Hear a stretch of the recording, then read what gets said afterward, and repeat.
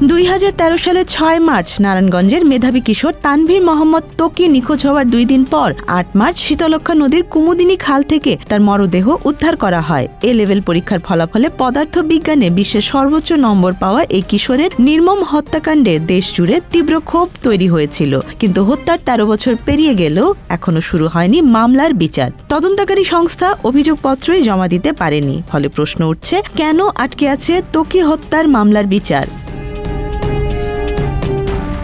কিভাবে হত্যা করা হয়েছিল ত্বকীকে?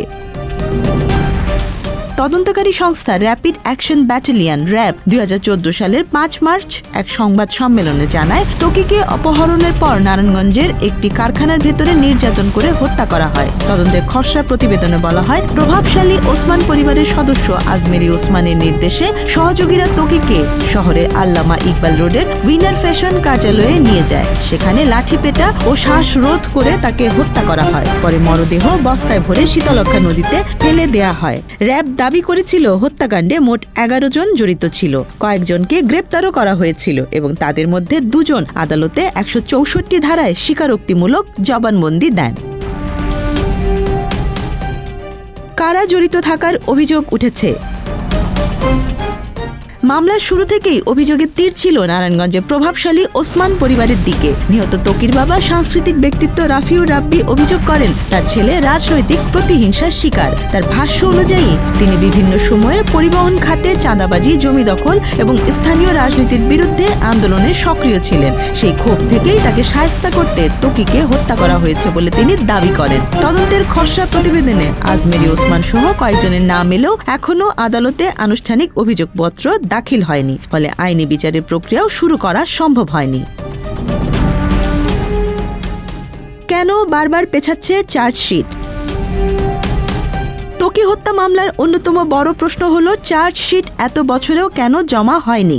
র্যাব 2014 সালে জানিয়েছিল তারা তদন্ত প্রায় শেষ করে ফেলেছে এবং যে কোনো দিন আদালতে অভিযোগপত্র দাখিল করা হবে। কিন্তু সেই যে কোনো দিন আর আসেনি।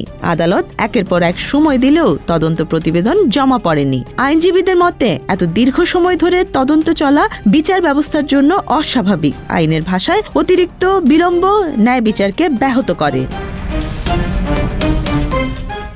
কারা গ্রেপ্তার হয়েছিল এবং রিমান্ড? হত্যাকাণ্ডের পর বিভিন্ন সময়ে কয়েকজনকে গ্রেপ্তার করা হয়েছিল।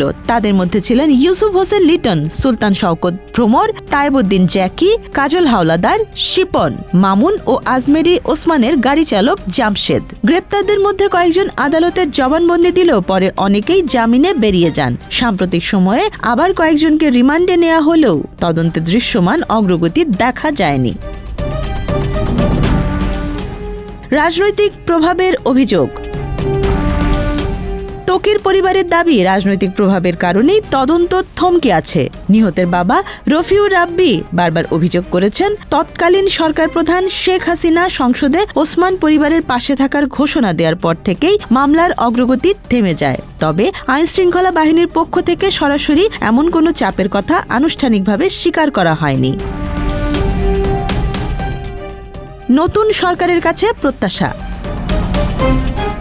গত কয়েক বছরে দেশের সরকার পরিবর্তন হয়েছে। পরিবার ও নাগরিক সমাজ আশা করছে নতুন রাজনৈতিক পরিস্থিতিতে মামলাটির বিচার শুরু হতে পারে। বর্তমান রাজনৈতিক প্রেক্ষাপটে বিএনপি নেতৃত্বাধীন সরকারের কাছে ন্যায় বিচারের প্রত্যাশা জানিয়েছেন ত্বকীর পরিবার। তারা আশা করছেন তারেক রহমানের নেতৃত্বে সরকার অন্তত এই দীর্ঘদিনের বিচারহীনতার অবসান ঘটাবে।